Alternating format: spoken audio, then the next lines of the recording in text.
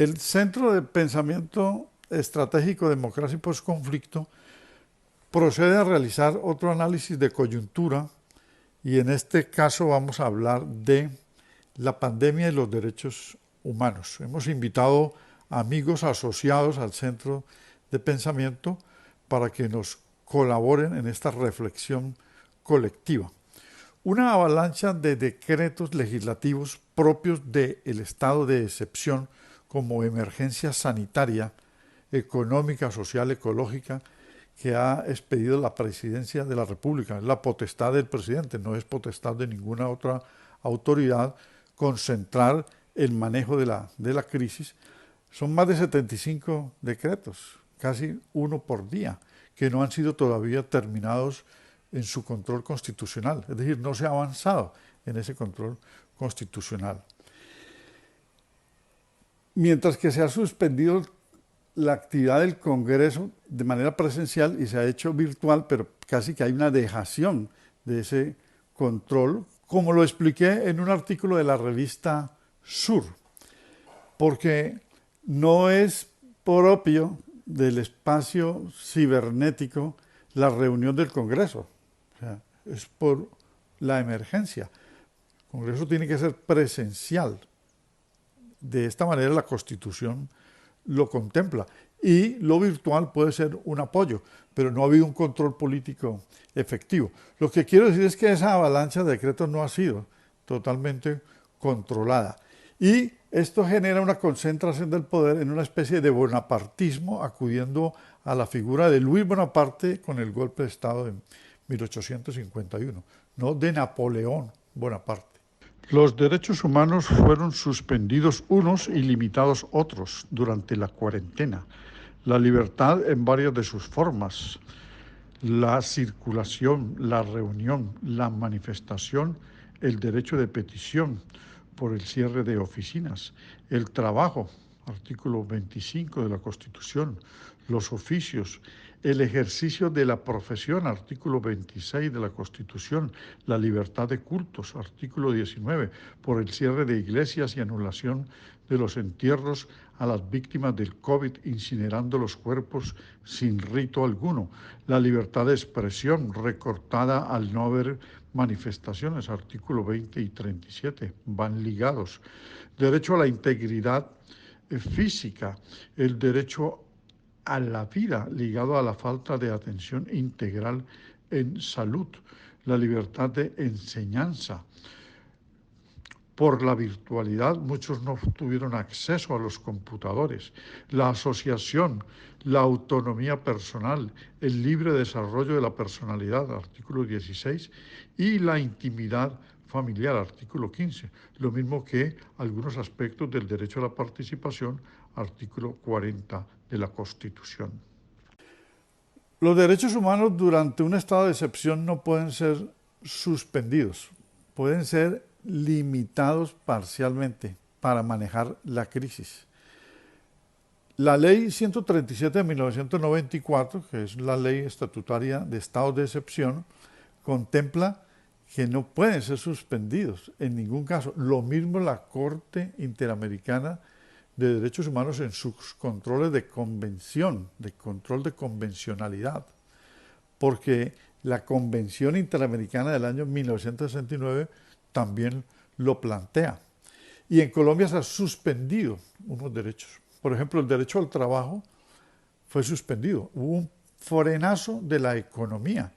Y ese frenazo que implicó que se dejara de trabajar y tanto los profesionales como las empresas, los sectores formales, como el sector informal, el sector terciario, los trabajadores por cuenta propia, los autónomos que llaman en España, los de oficios varios. Es que el derecho al trabajo es un derecho humano. Los oficios son un derecho humano también, según el artículo 26. Y el ejercicio de la profesión. Muchas profesiones quedaron en un paro.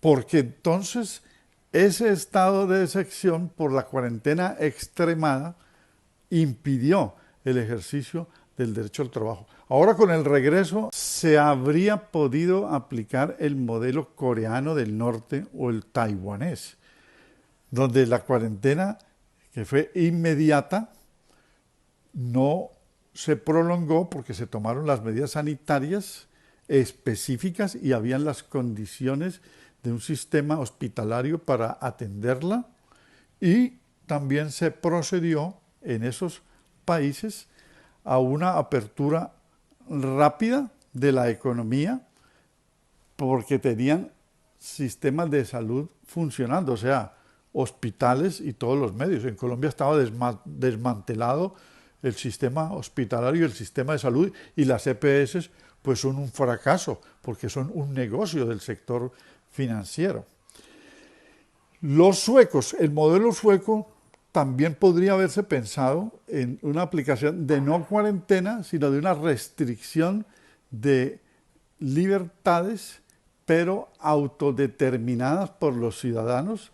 Esa sí es una cuarentena inteligente en la medida en que se abstuvieron de utilizar transporte masivo y se abstuvieron de salir continuamente a las calles, se distanciaron, utilizaron medidas de bioseguridad y nunca se cerró la economía. Con este desescalamiento estamos viendo, ya que han salido sectores a trabajar, que se podría haber hecho otro tipo de cuarentena, no rígida, para evitar la quiebra de muchas empresas como ha sucedido en Colombia. Ahora, los estados de excepción deben ser dictados sin discriminación, y había una discriminación con algunos sectores. Por ejemplo, los mayores de 70 años nunca han podido salir, y terminado esta rigidez de la cuarentena y ya saliendo varios sectores, continúan encerrados. Entonces es discriminatorio, cuando los estados de excepción deben ser principios de finalidad, necesidad y proporcionalidad. O sea, proporcionalidad frente al problema, no determinar que puedan ser los que van a contagiar o los que van a reproducir el virus, es decir, una discriminación total. Afecta la dignidad humana. Esto está afectando la dignidad humana, no solamente de los mayores de 70 años, sino de muchas personas que por las medidas extremas, como en el caso del sector terciario, que no les llegaron las ayudas, que las ayudas solidarias se perdieron, o que otros no estaban en las bases de datos, que no se cumplió con la alimentación, que hubo revueltas de famélicos en muchas ciudades porque se afectó la dignidad humana. Y el derecho de reunión, finalmente, que conlleva la manifestación, pues también se limitó, como la libertad de expresión que se hace colectivamente en una manifestación. El artículo 37 de la Constitución lo contempla, y lo contempla también la Declaración Universal de los Derechos Humanos. Es decir, frenaron toda la actividad de expresión colectiva de inconformidad de la gente.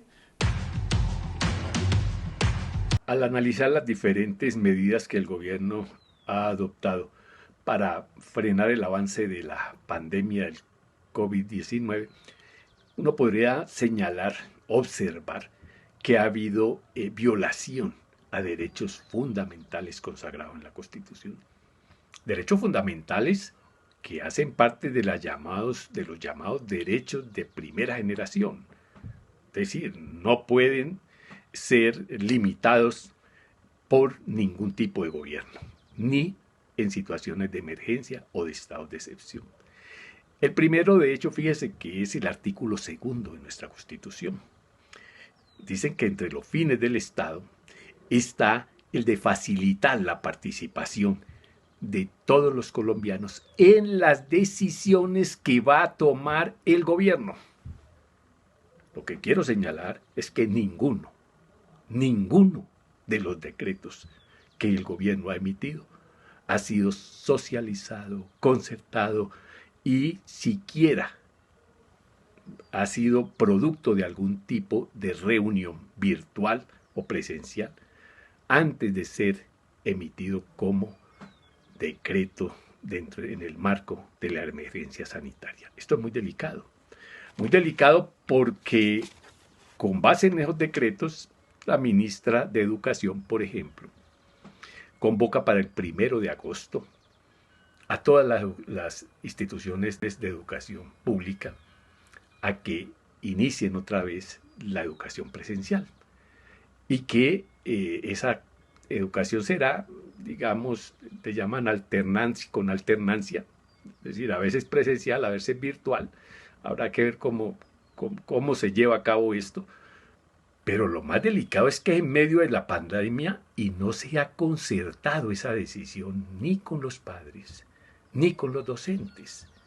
Es más, la Central Única de Trabajadores está solicitándole al gobierno desde hace mucho rato que antes de continuar legislando en el estado de excepción que hay, que en última es eso, la emergencia sanitaria, deje de estar produciendo decretos sin hablarlo con las personas a las que terminan limitándolas en el trabajo, limitándolas en sus casas, limitándoles el derecho a la libertad, a la libertad de expresión, a la movilidad. Todos estos derechos han sido sencillamente limitados de una manera que es bastante delicada.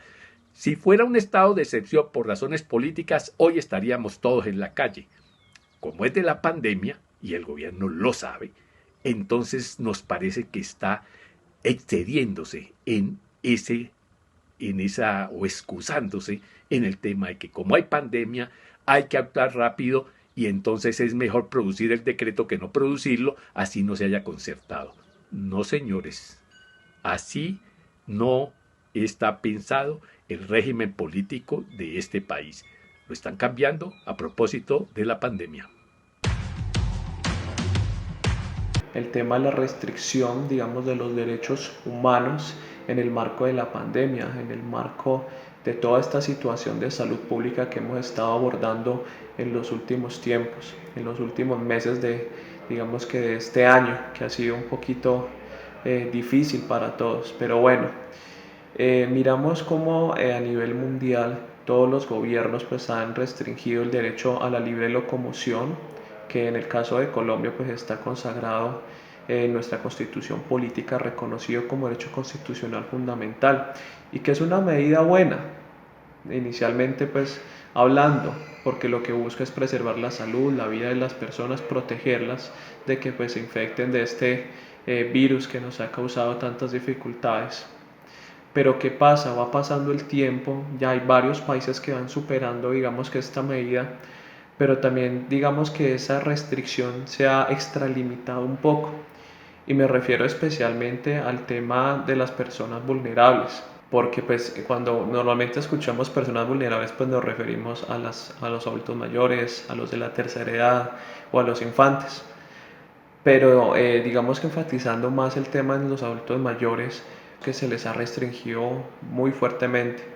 Como dije, si bien es cierto que se hace es por preservar la salud de ellos y por ser una población con un alto riesgo de contraer el virus y de morir por él, no son tontos al momento pues de asimilar de que pues está en una pandemia y que hay que tener los debidos cuidados. Entonces, digamos que las restricciones han sido un poco extremas para esta parte de la población, como si no pensaran, como si no razonaran o no entendieran lo que está pasando. Y debido a eso, pues pienso que los adultos mayores tienen que tener más libertades al momento de salir a la calle, hacer sus diligencias y no tener un confinamiento obligatorio hasta el mes de septiembre incluso. Pero bueno, entonces es algo para reflexionar en cuanto a los derechos humanos, no tratarlos, si bien es cierto, como sujetos, digamos, de especial protección constitucional debido a su edad. Por algo los ancianos son considerados en alguna comunidad como personas razonables, las más sabias de todos. Por otro lado, el tema de los médicos, si bien es cierto, ellos están atendiendo un deber profesional, pero ellos también tienen derecho a decidir sobre su vida y si se exponen al riesgo de poder contraer la enfermedad atendiendo en su profesión a sus pacientes de coronavirus. Es algo para tener en cuenta y para que reflexionemos, y especialmente en estos adultos mayores. Durante estos días de pandemia hemos visto cómo algunos de nuestros derechos, incluso consagrados en la Constitución Política de Colombia, se han visto suspendidos. El derecho a la locomoción, el derecho al trabajo, el derecho a reunirnos en grupos y manifestaciones, todos han sido suspendidos en aras de la salud pública. Y eso que en un momento dado puede verse como una medida de protección, termina siendo más una medida de control sobre las personas. De alguna forma el poder deja de vernos como ciudadanos con derechos y nos empieza a ver como cuerpos que están en peligro de contagio o en potencial de contagiar a otros. Y ese control no solamente se ejerce en estos momentos sobre los cuerpos, sino también sobre las mentes de las personas. Todo este discurso de la pandemia, del COVID-19, ha venido acompañado de una gran cantidad de miedo. Permanentemente en las redes sociales, en los programas de televisión, en la prensa, nos están inundando con discursos de miedo. Miedo a la muerte, miedo a la enfermedad misma, miedo a quedarnos sin trabajo. Un miedo generalizado que controla casi que todos los aspectos de la vida de una persona en estos momentos. La información durante tiempos difíciles suele ser controlada, y más en estos momentos donde nos encontramos en una guerra fría o no tan fría, comercial y tal vez militar entre China y Estados Unidos. Esa suspensión de derechos de las cuales hemos sido víctimas los colombianos también se le han aplicado a ciudadanos en Estados Unidos, en Europa y en casi todos los países del mundo. Lo difícil de suspender los derechos es que rara vez vuelven a ser lo que eran antes una vez pasan las crisis. Y si uno quiere saber o darse cuenta de cómo funciona este proceso, basta ver lo que está pasando en las redes sociales como Facebook, donde ya todos los contenidos que tengan que ver con el COVID-19 están siendo censurados y pasan por una especie de aprobación antes de ser publicados. Los ciudadanos del mundo hemos visto cómo nuestros líderes se ponen en un relato específico y tratan de vender ese relato. En el caso, por ejemplo, de Donald Trump contra China, su discurso cada día se endurece más, y la información que los ciudadanos comunes y corrientes estamos teniendo sobre lo que pasa de verdad está mediada también por otra gran pandemia, que es la de la desinformación, de la pandemia de las noticias falsas. En ese sentido, creo que nosotros debemos dejar de simplemente obedecer y empezar a cuestionar por qué está pasando lo que está pasando y por qué las medidas que en algunos sitios han sido ya levantadas en Colombia siguen. Al parecer va a haber más víctimas por la crisis económica que por la misma pandemia, y creo que uno de los que primero va a sufrir es el discurso libre y el libre pensamiento. No sabemos cuándo termine esta pandemia, pero sí estamos seguros que el mundo ya no será el mismo, y tenemos que preocuparnos porque estos derechos hayan sido suspendidos temporalmente y no permanentemente. En este tiempo de estado de excepción, el gobierno ha venido sancionando unos decretos que van en contra de las clases menos favorecidas y en especial de los trabajadores. Existe jurisprudencia y sentencias donde dice que a pesar de un estado de excepción no se pueden tocar los derechos de los trabajadores, excepto si es con el beneplácito de ellos. Pero en esta situación que estamos viviendo nosotros, si un empleador llama a su trabajador a decirle que necesitan por este tiempo que estamos viviendo recortar su trabajo, recortar su salario, muy seguramente el pobre trabajador va a tener que hacerlo por miedo a que lo despidan o que tomen represalias, porque ustedes saben el desempleo como está de alto en Colombia. Pero nos están a nosotros también impidiendo la libertad de locomoción, sobre todo a las personas de la tercera edad, donde más productivas están, y muchas personas están sanas y están físicamente y mentalmente en capacidad de producir y se lo están impidiendo. Existe también donde nos están restringiendo la libertad personal, la libertad de asociación, la libertad de expresión a través de las manifestaciones. Pero ya este mes ha venido las organizaciones sindicales empezando a tomarse en las calles. Por eso esperamos que la Corte Constitucional declare inexequible muchos de estos decretos que solamente están beneficiando a los ricos, a las empresas y por ende desmejorando a los trabajadores. Ahora, inventándose en trabajar por horas. Ahora donde en las 48 horas de lunes a sábado que deben de trabajar las personas, le están diciendo que pueden hacerlo en 4 días de 12 horas. Eso no se está viendo, pero lo más grave es que todas o muchas de estas reformas que se están dando, de todos estos decretos, es lo que se avecina para grandes reformas laborales, para grandes reformas económicas y pensionales. Por eso esperamos que todos los trabajadores reclamen sus derechos y no dejen sencillamente, por esta situación que estamos viviendo, que les atropellen o en el peor de los casos, que violen sus derechos humanos, que violen el derecho a la dignidad humana y que violen el derecho al trabajo.